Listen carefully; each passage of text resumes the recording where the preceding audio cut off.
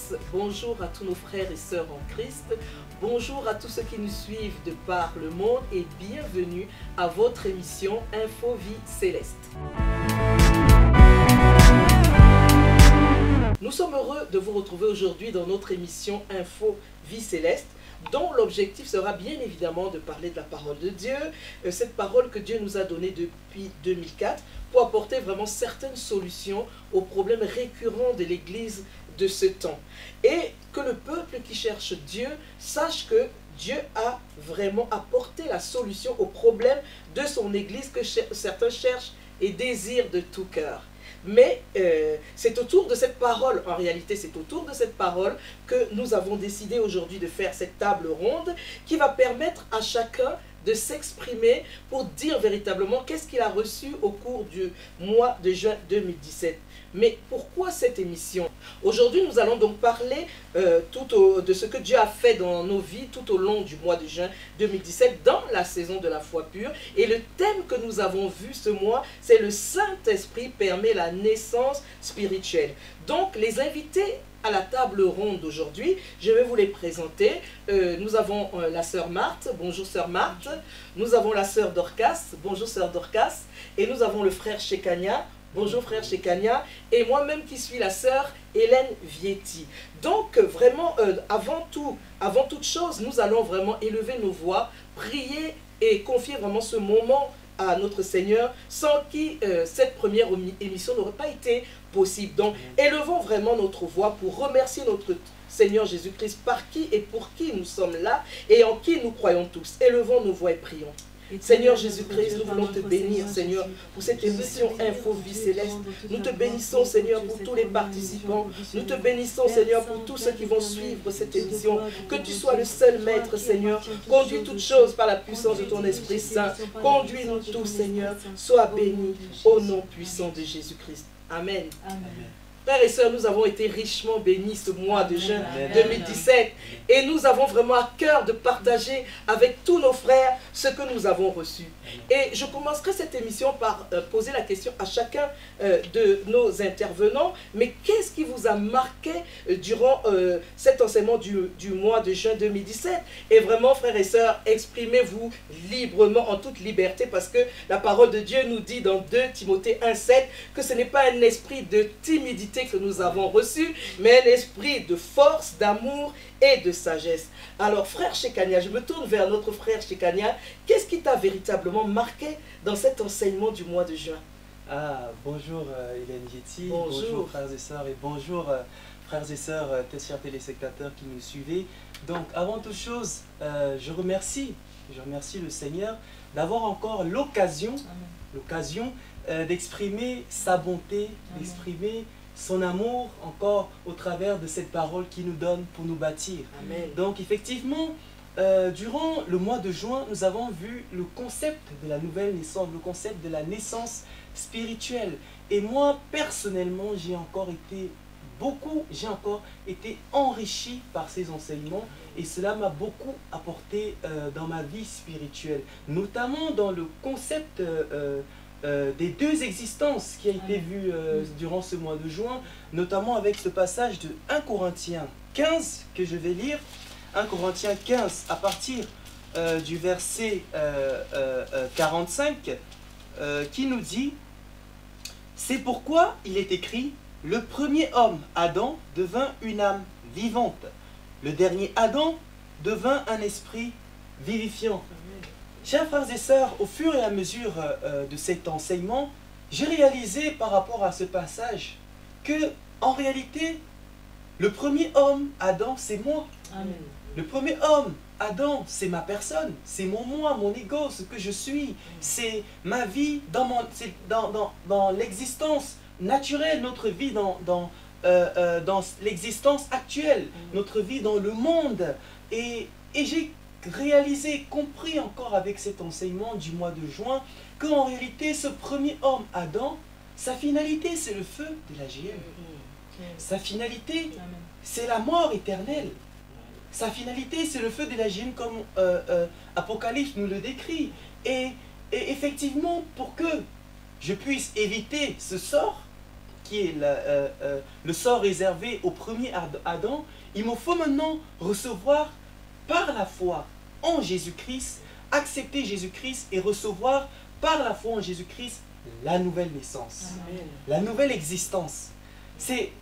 Je comprenais encore, frères et sœurs, et je me suis rendu compte qu'effectivement, le concept de la nouvelle naissance, c'est quelque chose de très, très, très important pour moi, pour nous qui voulons Dieu. Très, très important. Pourquoi? Déjà, parce que sa finalité, c'est la vie éternelle Amen, avec amen, Dieu. amen. Sa finalité, c'est vivre avec Dieu dans la vie pour toujours. Et j'ai donc encore mieux compris que ce que Dieu nous propose encore, l'objectif de Dieu quand il nous propose la foi en Jésus-Christ, c'est bien évidemment ce concept de vivre avec lui. Et pour cela, frères et sœurs, chers téléspectateurs, pour cela, je dois accepter de mettre en place, de faire la mise à mort de ma chair. Amen.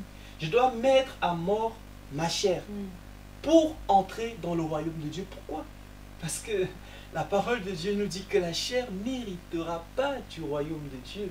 La chair, ma chair, n'héritera pas du royaume de Dieu. Et pour cela, il faut donc que j'accepte de mettre à mort ma chair. Il faut que j'accepte de crucifier ma chair, comme on nous le dit dans les Écritures, pour pouvoir entrer dans ce royaume incorruptible. Parce que ma chair, elle est corruptible. Amen. Il faut maintenant que je puisse la crucifier pour entrer dans ce royaume incorruptible. D'où, frères et sœurs, le concept de naître d'eau et d'esprit qui est impératif pour nous. Amen. Et frère Shekania, moi j'ai une question. Si les auditeurs qui nous écoutent, nous sommes suivis par des gens qui sont nés de nouveau, des gens qui sont un peu affermis dans la foi et d'autres, mais si quelqu'un te pose la question, mais crucifier ma chair, c'est quoi? Parce que Jésus il l'a fait, mais comment est-ce que moi aujourd'hui je peux le faire aussi? On me dit crucifixion de la chair, qu'est-ce que je dois comprendre? Qu'est-ce qu'il doit comprendre par là? Oh, la crucifixion de la chair, quel beau sujet. Amen. En fait, qu'est-ce que la crucifixion de la chair? Avant, moi, pour parler de moi, je comprenais mal ce concept, frères et sœurs. Je pensais que comme Jésus-Christ est allé à la croix physiquement, il fallait que moi aussi je parte à la croix physiquement, aller à la croix comme Jésus-Christ lui-même est allé. Mais non, dans la saison de la foi pure, on m'a appris, on nous a enseigné par l'Esprit de Dieu que la crucifixion de la chair, c'est simple. C'est Amen. dans le cœur. Amen. La crucifixion de la chair, c'est dans mon cœur. Qu'est-ce qui est dans mon cœur? Jésus-Christ pouvait dire que c'est du cœur que viennent les mauvais désirs. C'est du cœur que viennent les mauvaises pensées, les adultères, les impudicités, l'ignominie.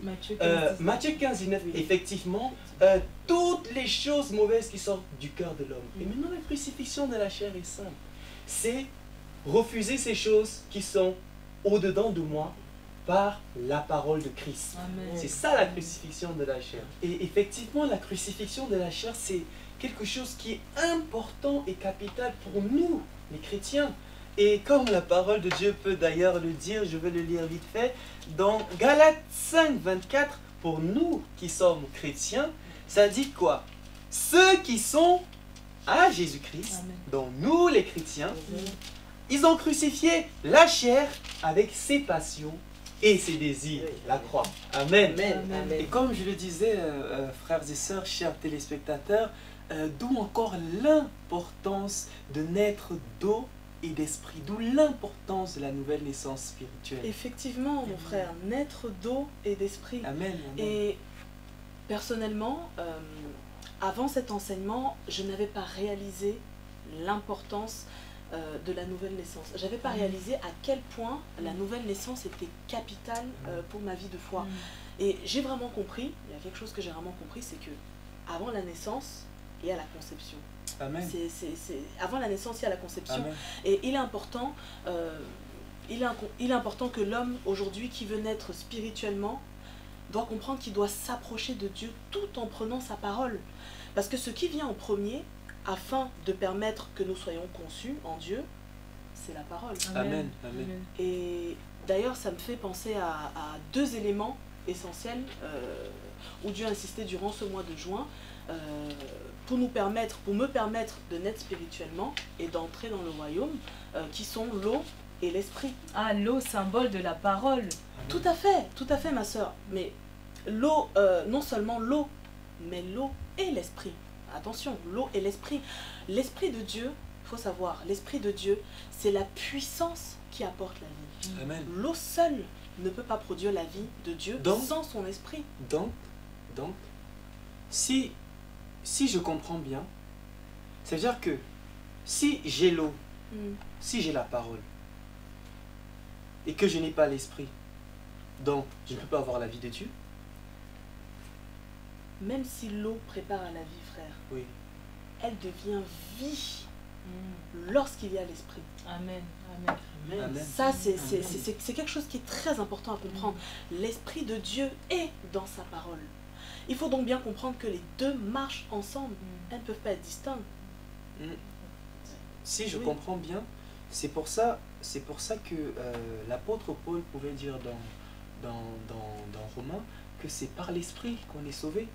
Que c'est par l'esprit qu'on est sauvé, c'est ça? Tout à fait, par l'esprit qu'on est sauvé, parce que l'eau sans Amen. l'esprit, ça marche ensemble en fait. Et ça me fait penser au passage que nous connaissons tous en tant que chrétiens de Jean 6, 63, qui nous dit que c'est l'esprit qui Qui vivifie et la chair ne sert de de rien. rien. Voilà, Amen. les paroles que je vous ai dites sont Sont esprit et vie. et vie. Ça va ensemble. Amen. Ça va Amen. ensemble. Et toi, sœur Marthe, est-ce que tu peux nous dire vraiment ce qui t'a marqué au cours de ce mois de juin 2017 où on parle vraiment du Saint-Esprit qui permet Amen. la naissance spirituelle? Déjà, je bénis Dieu pour l'intervention de mes frères et sœurs Amen. qui ont soulevé des points très importants, qui m'ont également touchée. Mais moi, ce qui m'a marqué dans cet enseignement, c'est le concept, c'est vraiment l'esprit pharisien. On peut voir déjà dans le passage de Matthieu 23 Oui. comment le Seigneur fait des reproches sévères aux pharisiens, parce que au fond, ces personnes-là, ces pharisiens, constituent un vrai blocage à l'œuvre de Dieu à notre époque.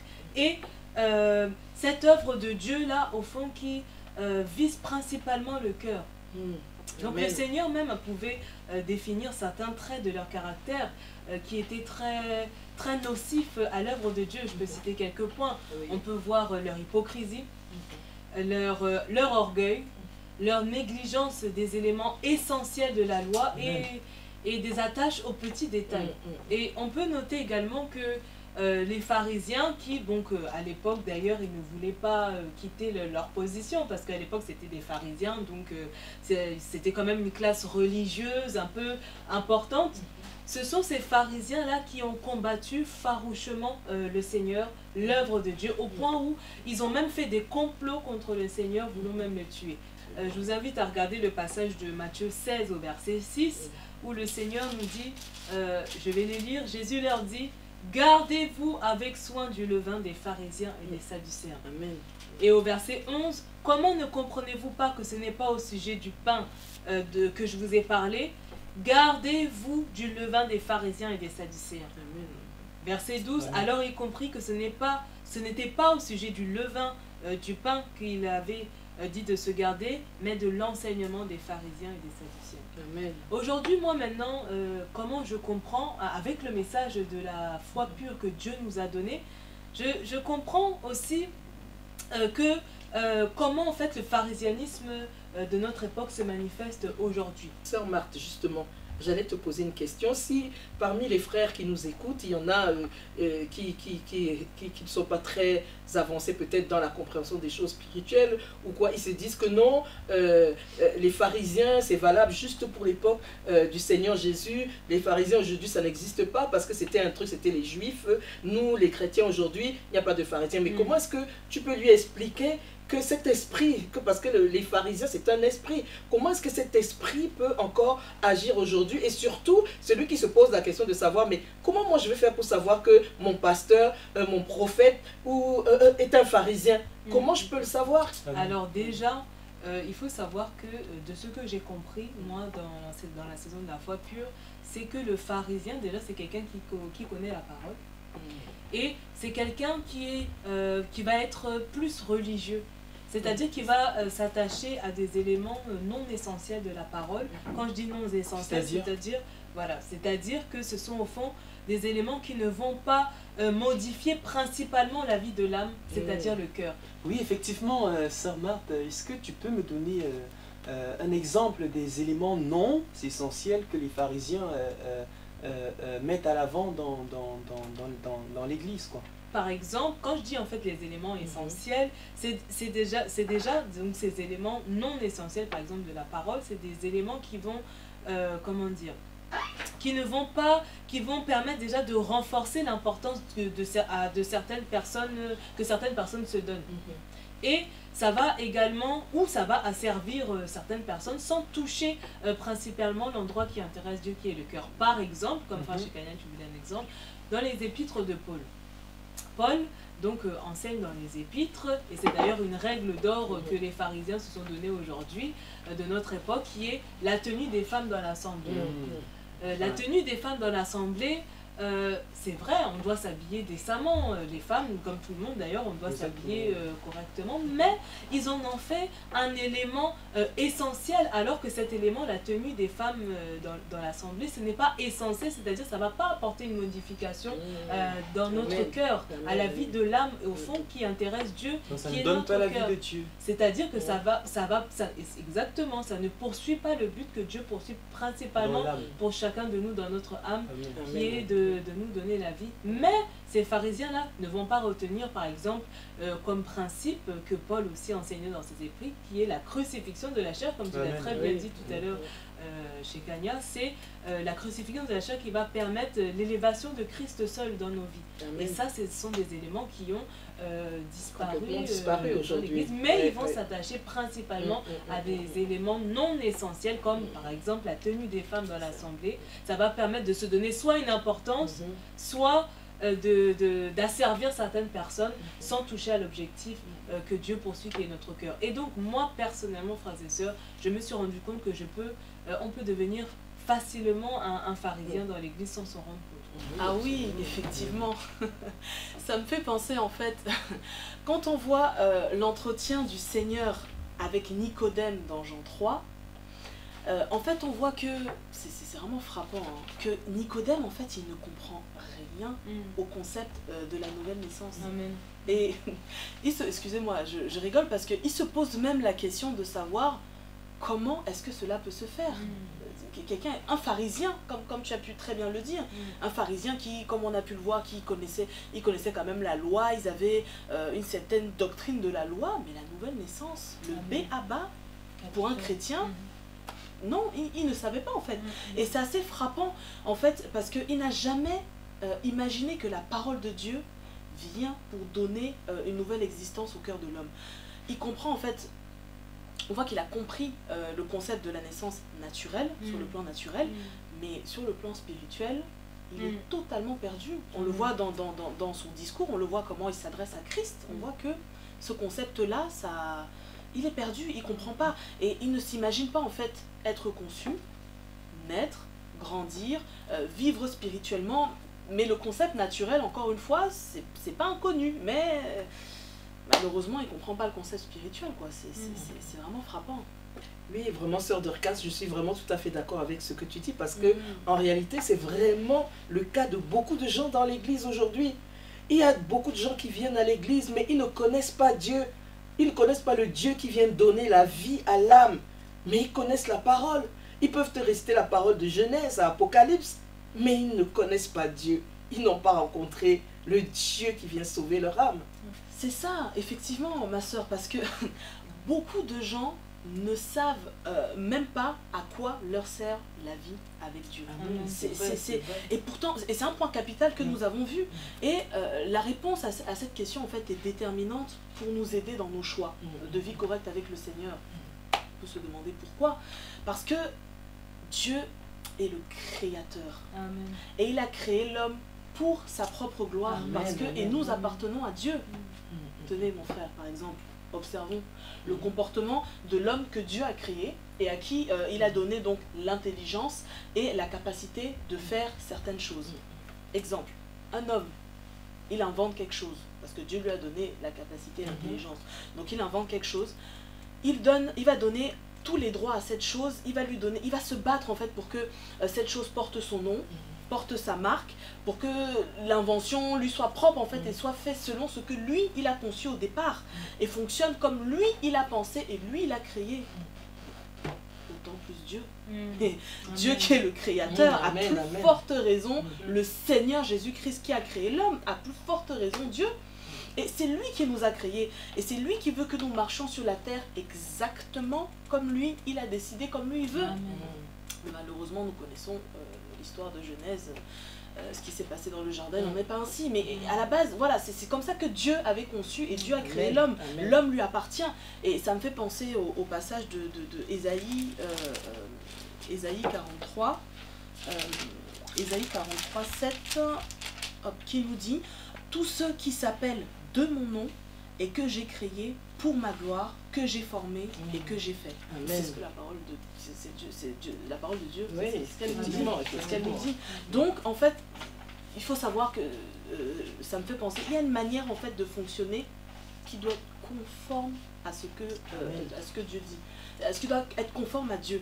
Et l'homme par le péché, malheureusement, comme on peut le voir, n'est plus conforme à la pensée de Dieu. Et c'est pourquoi, en fait, gloire à Dieu, il nous a envoyé son Fils, Jésus-Christ, notre Seigneur, qui va, lui, nous rendre capables de retourner au Père. Et c'est ça la merveilleuse nouvelle, c'est ça. Dieu ne nous a pas laissés comme ça. Nous ne sommes plus conformes, malheureusement, par rapport au péché. Mais gloire soit rendue à Dieu pour Jésus-Christ. C'est Jésus-Christ qui nous rend capables, et ça me fait penser de retourner à Dieu. Et ça me fait penser au passage de Colossiens 1, verset 12, qui nous dit « Rendons grâce au Père qui nous a rendus capables d'avoir part à l'héritage des saints dans la lumière. » Donc je bénis Dieu en fait. Amen. Amen. Oui, frères et sœurs, j'aimerais rebondir encore sur ce concept. Parce que comme je l'ai dit tout à l'heure, j'ai été vraiment enrichi par l'enseignement, les enseignements de ce mois de juin qui portait sur la nouvelle naissance spirituelle. Et bien entendu, ce qui m'a aussi marqué, c'était le concept de naître pour vivre. Amen. Amen. Naître pour vivre, parce que certes, quand on parle de nouvelle naissance, on est spirituellement, mais maintenant, il faut vivre. Amen. Il faut y vivre parce que nous les chrétiens, je dis bien nous les chrétiens, on a tendance à croire qu'une fois qu'on est né d'eau et d'esprit, la marche est finie. Une fois qu'on est né d'eau et d'esprit, on s'arrête, il n'y a plus rien à faire, on a l'impression que tout est fait. Mais en réalité, durant ce mois de juin, j'ai encore compris, frères et sœurs, que la nouvelle naissance, on parle du concept, le concept de naître pour vivre, pardon. C'est un concept qui met en place le fait d'être nourri par la parole de Dieu. Exactement. Le fait d'être nourri par la parole de Dieu, par la parole de vérité, de grandir, d'être entretenu par le Saint-Esprit. Et cela ne peut se faire, frères et sœurs, que par celui qui aime Dieu. Parce que seul celui qui aime Dieu véritablement va s'attacher à la parole de Dieu, va accepter surtout le traitement que la parole de Dieu va faire dans son cœur. D'où le concept d'être nourri pour vivre.